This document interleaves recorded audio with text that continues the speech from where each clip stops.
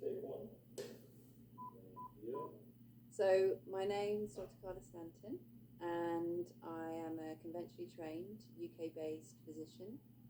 And before I came to Dr. Joe's work, I was working pretty hard in just taking on my first partnership in a practice, really successful practice, just bought my first house. So I guess on the outside, things looked pretty good. But on the inside, something wasn't right. And actually, looking back, it was something, a feeling that had been there ever since I had stepped foot onto the wards in my work. And despite having a lot of training, a wide variety of specialties, I was able to train in the emergency room setting, to paediatrics, to oncology, to surgery, even teaching at the medical school as a clinical teaching fellow. Despite this, kind of the promise of going to medical school and being able to acquire tools to keep my patients well and ultimately my family and myself well, just wasn't really delivering. So before I found Dr. Joe's work, I was suffering on the inside, actually, even though on the outside maybe things looked okay. So I did maybe what a lot of physicians do, or maybe a lot of healthcare practitioners are doing. I was just working harder. I was just trying to force and fight my way with this limited model to figure out a way that I could create a change, and it ultimately wasn't working. I was slowly starting to feel more of a sense of disconnect, like from myself, and I could see that in my colleagues and in my patients too. So my health was suffering, and I was hungry for a science-based solution to health and healing that I had found to be remiss from the medical model, especially when it came to chronic disease, which was my specialty as a family and functional medicine doctor.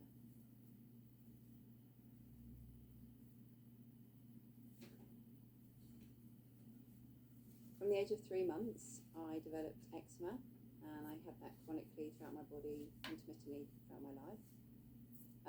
From an early age, sort of a young child, I had asthma, and then into my early teens, chronic fatigue.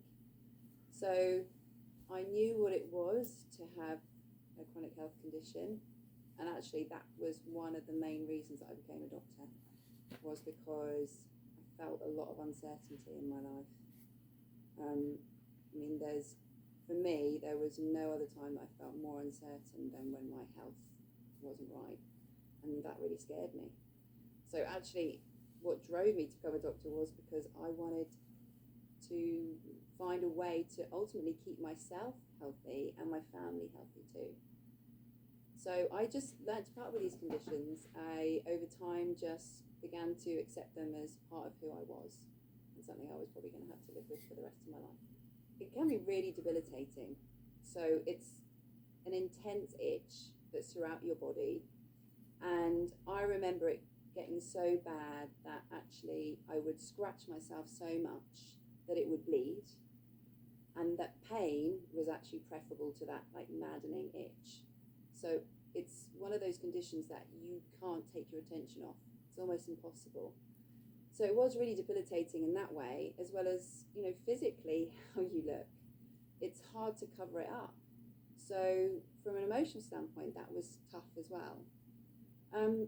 But it was something that I kind of learned to cope with throughout my time, and it came and went. So I was actively seeking, and it always fascinated me about the power of belief to change our physiology. And this was particularly triggered when I attended a personal development retreat. So a huge workshop, in fact, with 5,000 plus people who have to walk across burning hot coals is like a metaphor for breaking out of your fears. And to be honest, I didn't believe that this existed. Like when I went there, being super analytical, I was like, I'm sure this is a gimmick and not actually real. But I have to say, I did it, and I didn't burn, and it really blew my mind that as a physician, I couldn't explain how that worked, and that if you can change your state, what's possible. So much so that I actually returned the following year to volunteer, because I wanted to see them build fire lanes and watch that. And in that process, I was talking to another volunteer and talking about the power of beliefs and our physiology. And I remember he turned to me and he stopped me in my tracks and he faced me head on and he just leaned in and said, Clara, you have to read Dr. Joe Dispenza. And I was like, who? And so I felt his sincerity, so I went home and I looked him up and I read his first book, and it was the first time that I'd found like a sound scientific explanation for how we can harness the body's innate capacity to heal. So I was fascinated and I consumed a lot of his content quite quickly and then signed up for a workshop. So I attended that workshop where he teaches you the science behind how you can change in meditation. It's just an introductory weekend workshop. And then 6 months later, I attended my advanced workshop. So after my initial weekend workshop, I was really inspired and I started to meditate every day for an hour or so. And I started to see changes in my life. I started to feel lighter. I started to notice my skin was improving. And I also started to create a new relationship in my life. So things were going really well. And I thought at this point, okay, I'm going to start thinking about pivoting in my medical practice now. Is there a way that I can create some kind of holistic program for eczema? Because I trained up in eczema, I'd done a diploma in dermatology, I was doing functional medicine, so it made sense to do that. So I reached out to the UK medical indemnity bodies and they wouldn't insure me. So it was a really hard moment and I felt actually really let down by this institution that I had given a lot of my life and time to the point where I was then coming to my first advanced workshop. So that triggered my eczema to come back. So it flared up over my body. I also had fungal infections over my skin. And so by the time I came to my first workshop, I was ready for change.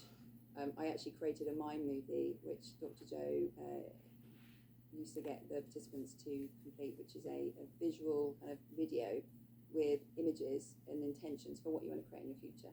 So in it I had images of clean skin, beautiful clear skin, and an intention that my skin was healed. And I also had a metaphorical picture of a microphone standing on stage with a blurred out audience saying, I inspire others by speaking my truth fearlessly.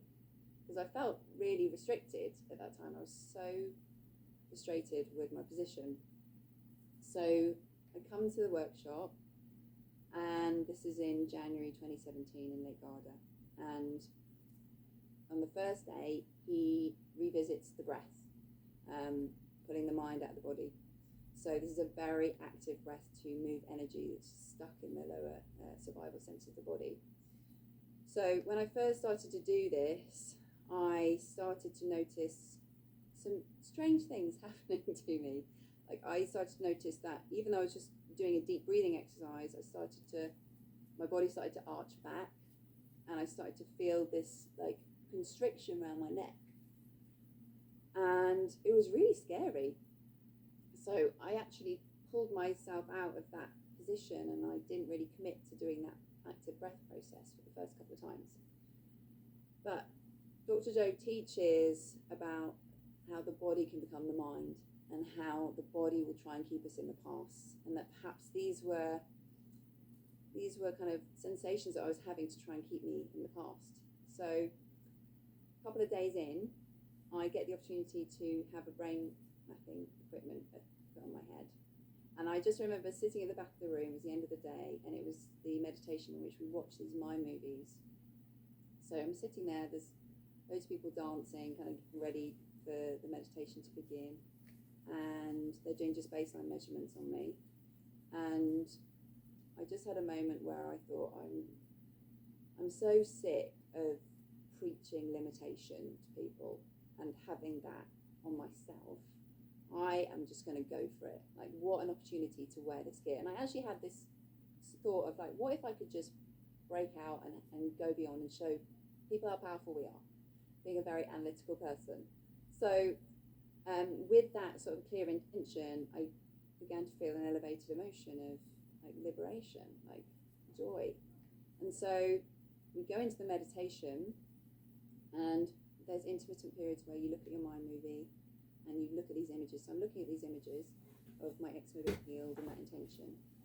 And then at the end of the meditation, you're supposed to lay down to just rest and allow the autonomic nervous system to integrate the information. But in this situation, I was sat in a chair, like hooked to the brain mapping equipment, so I couldn't move anywhere. So I just sort of sat there at the end and thought, oh, okay, I'll just surrender. I'll just see what happens. And I just kept putting all my attention on connection, just connecting, no matter what. And after a certain amount of time, this sensation I experienced a couple of days ago, this tightening and my neck going back, started to spontaneously happen. And I recognized it and I thought, okay, I'm not going to give into it this time. I'm going to take all my attention off you and I just want to connect. I just want you, was my thought. And so this was really overpowering. It kind of got worse and worse to the point where I actually felt like I was breathing through a pinhole. It was so constricted and my breathing was very strange. But I just kept disinvesting all my attention off it, and at some point I just felt this huge release of energy into my brain and an instant connection of coming home, of a connection with a loving intelligence. And it was the most humorous, welcoming presence, most real presence that I've ever experienced in my life. And I would, in this moment, just laughing in my head at how, like, kind of the joke was on me that I'd spent my whole life looking for this thing that was missing, that was available to me the whole time. So we had this really humorous exchange, and it was the most profound sensation of joy that I've ever had. All the while this was happening, I could hear voices behind me, and I could hear the brain scientist saying, seizure? And a lot of scrambling, like panicking going on behind me. And I didn't really know whether they were talking about me or not, but to be honest, I didn't really care in that moment. I was experiencing truth for the first time, and I just took all my attention off them. And what I found out at the end of the meditation was that they were a group of neuroscientists who haven't worked with Dr. Joe's meditations before in a group. And so they were seeing for the first time these huge amplitudes of energy, more than 200 standard deviations outside of normal in my brain, that they thought that I was having a seizure. So they were really worried. But actually, it wasn't that I was having a seizure. I just had these huge amplitudes of energy, but they were in synchrony. There was perfect coherence going on in my brain, a massive amount of order. And what I wasn't aware of at the time was that this new information that I was actually accessing in this moment just rewrote a program for my autonomic nervous system. And a couple of days after the experience, all the lesions on my eczema completely healed. And these were really thick, chronic, crusted lesions. So, conventionally you wouldn't see them heal like that. It would take some weeks. So the fact that that had transformed was really a moment for me. And I realized that in that meditation, I also had this huge synchronicity that my movie, that intention had manifested. And also they asked me at the end of the event to share my story on stage. And so I was able to share my truth fearlessly. So that was kind of a cool synchronicity that came as a result of all of those things. After that experience, I really wanted to understand how this all worked. I realized there was just a huge gap in my awareness. So just a couple of months after that, I actually reached out to the HeartMath Institute and connected with Roland McCraty there, who's head of research, and he taught me about heart rate variability, about cardiac coherence and what that means and how it reflects the autonomic nervous system. Because at the time, Dr. Joe was collaborating with HeartMath and looking at how heart rhythms were changing during the events. So Roland McCraty was able to train me such that then I was able to make some big changes in my life. I decided to leave my partnership. and to attend as many of the events that Dr. Joe was running as I could, to witness transformation with my own eyes, see any patterns that were emerging, do the work myself, but also, I had the privilege of fitting heart rate monitors to, about 100 participants per event, and I was able to look at their data at the end of the event, have an interview with them, and then marry their subjective experience with our objective measurements. And it was really fascinating because I kept being astounded by the power and plasticity of the human heart and its capacity to change and transform the autonomic nervous system, our health, as well as the health of those around us.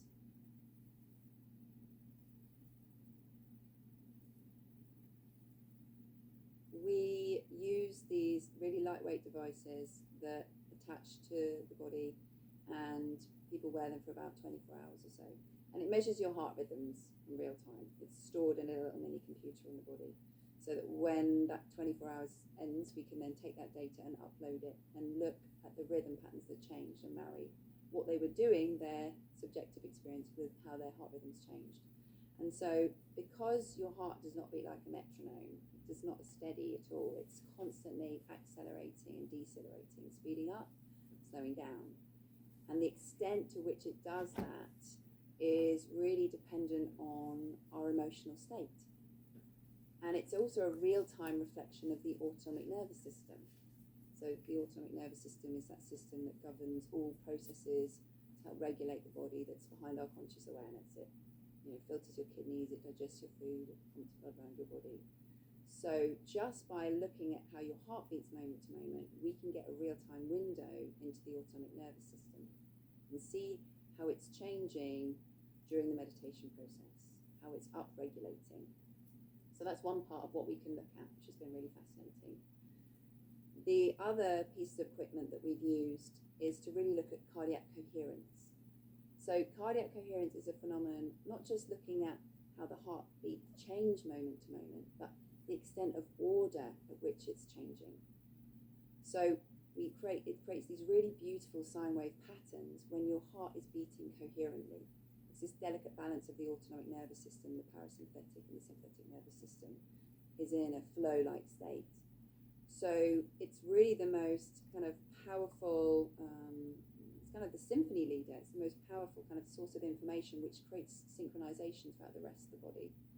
So we've been able to use these devices to look at heart rate variability, how much the heart changes moment to moment, how much energy is in the heart and in the autonomic nervous system, as well as looking at the amount of order, the cardiac coherence. And given that Dr. Joe's formula is a coherent brain and a coherent heart, it made sense that we started to look at how good our student body was at creating cardiac coherence. Initially, we were just using these lightweight devices which measure about 1,000 hertz on the body, very accurate, and they're not influenced by movement. So they're kind of almost a gold standard for looking at heart rate variability. And with HeartMath, we were able to look at the coherence that changes during meditative states. But obviously, you only can wear it for 24 hours. It can be a bit irritating. The stickers are a bit itchy. And you can't shower with them, so it's not as practical. So we needed a more practical way to start to look at heart rhythms. So we started to trial Garmin devices, which can just be worn on the wrist, lightweight devices, and plus the fact that you can also keep wearing this device beyond the event. So that's the benefit. And we can then compare the data that we're getting in the Garmins with the gold standard, because many of them are wearing both at the same time, to ensure that the data we're getting from the Garmins is accurate and we can rely on it. And we can upscale in that. We can have 1,000 people in the room wearing a Garmin device. So that's why we did that.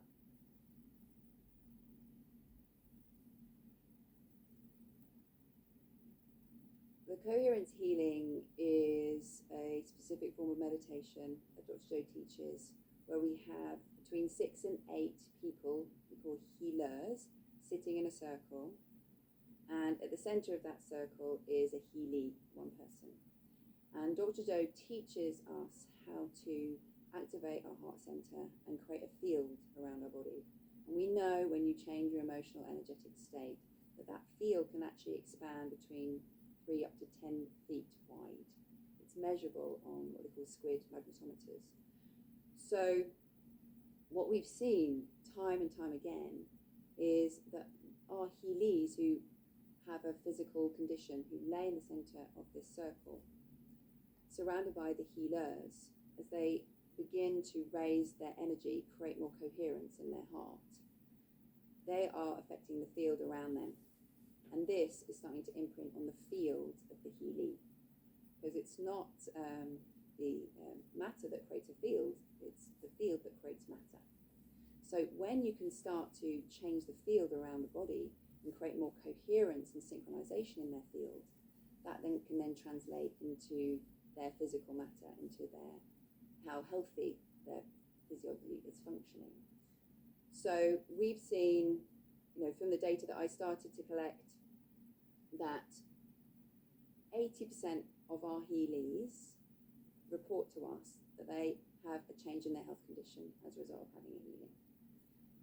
30% of them tell us that it's a significant change in their health. And of all of those who have a healing, 50% of them tell us that they've had an improvement in pain, in fatigue, in their sleep, in brain fog, and in their range of movement. So pretty astounding what we've been able to witness. But then we want to measure that a bit more accurately. So what we've started to do is we've started to put heart rate monitors on our healers and our healee. We want to see if they are influencing the field around them and changing their physiology. Is that been translated into the physiology, the heart rhythms of the healee? Is there a synchronization that's taking place? So we've started to measure that, and in fact we've started to collaborate with a group of mathematicians to look at the phenomenon of how actually the healee begins to synchronize to the healers. We're able to start to demonstrate that, and we're hoping to publish a paper on that soon. So really exciting that we've been able to create that data, not only from their subjective experience, but also objectively starting to see the link.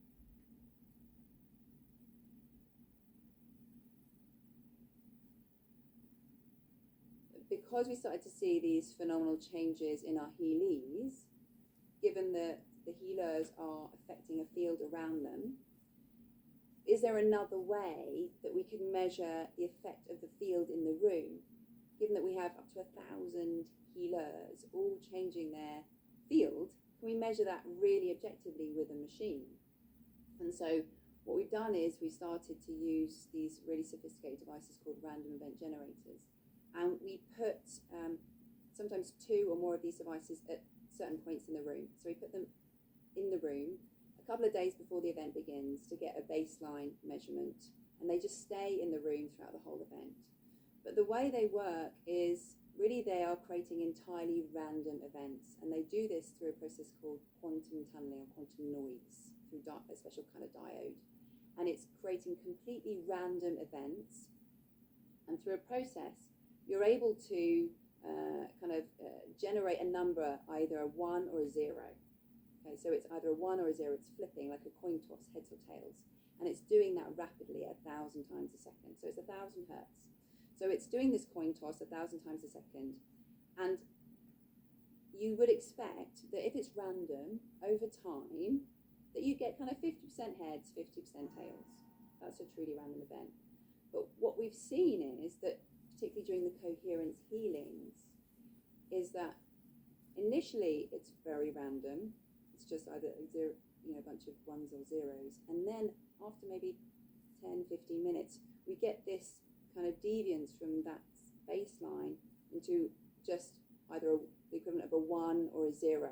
So random events are no longer random. And there's a synchronization that's taking place in this machine, this totally unbiased machine. So that's a really exciting way of demonstrating that we are influencing the matter around us and influencing a field and influencing these random event generators. So it's something that we're continuing to explore.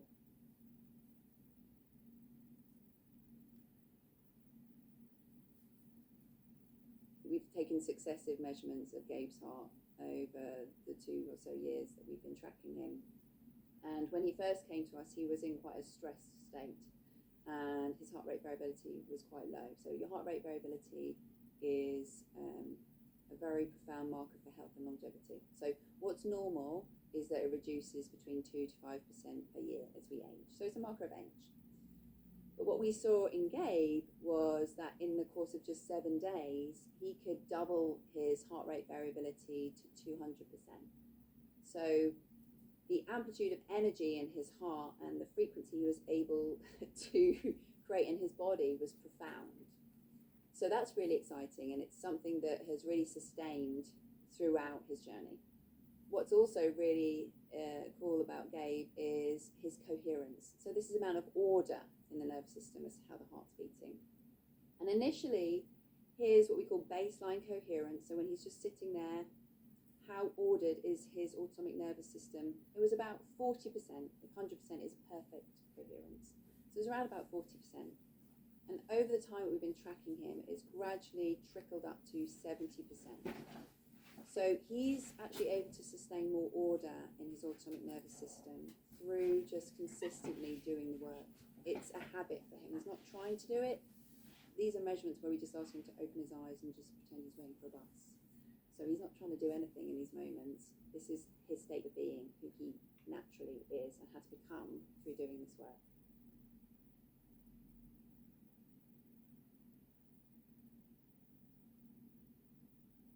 So what we've seen, which is really unique about this form of meditation, is that you get a really profound upregulation of the autonomic nervous system. So what's normal is when people meditate is you get a profound upregulation of the parasympathetic nervous system. We call that high frequencies when we look at their heart rhythms. And you'd expect that, right? You're resting, you're relaxing, you're repairing. So we see that phenomenon in our participants. But what's unique is that we also see a profound upregulation in the sympathetic nervous system, as classified by low frequencies. This is classic that like fight or flight, arousal. But instead of being aroused by pain or fear or anger, these people are experiencing an arousal through joy, bliss, ecstasy. And we've also seen a profound upregulation in another frequency called a very low frequency. And this is an intrinsic frequency created by the heart. And it's this frequency which is the most significant predictor for future health outcomes. So very important when you want to predict someone's health. And we also see this profoundly upregulate in the meditations. In fact, of the pineal gland meditations that I looked at, about 94% of the time they are experiencing this phenomenon, an upregulation of their autonomic nervous system. And I think this is part as to why we see these profound health shifts. And what was really cool was when I then interviewed these people and I was able to see they'd upregulated their autonomic nervous system, I would ask them, well, what happened during that meditation? And about 50% of them would say, oh, well, it makes sense that I had a big shift because I felt really connected, or I felt really relaxed and awake, or some of them might have experienced like profound mystical experiences. But the other 50% said, really? That happened? I don't remember that meditation being particularly different. I didn't know if I was doing it right. I was just doing what Dr. Joe told me to do. So as a participant in this work and as our participants, that's been really helpful to us to know that there is so much going on behind our conscious awareness, that we are always changing our body when we do this work. So it's really reassuring to know that we should never ever judge our meditations.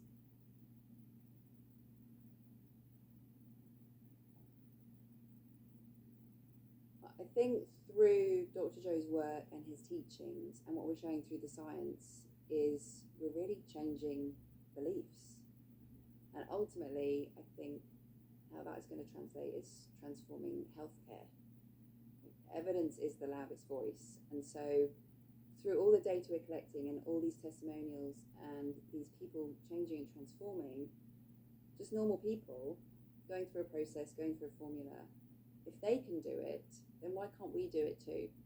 And what we've been able to show is that most analytical people in the world can do it. Anyone can do it, all ages, all sizes, all diets. So none of us is exempt from this ability to change and transform our health and our happiness. So I'm really excited about the power and the potential for this work to change our belief systems, to realise how powerful we all really are.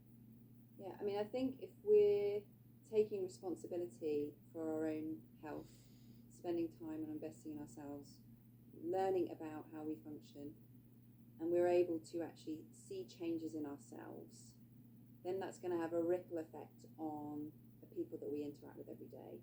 If we start to model those behaviours, then people will start to wonder what we're doing, and they may be intrigued as to finding out this information for themselves, not only within our families, but within our workspaces, within our communities.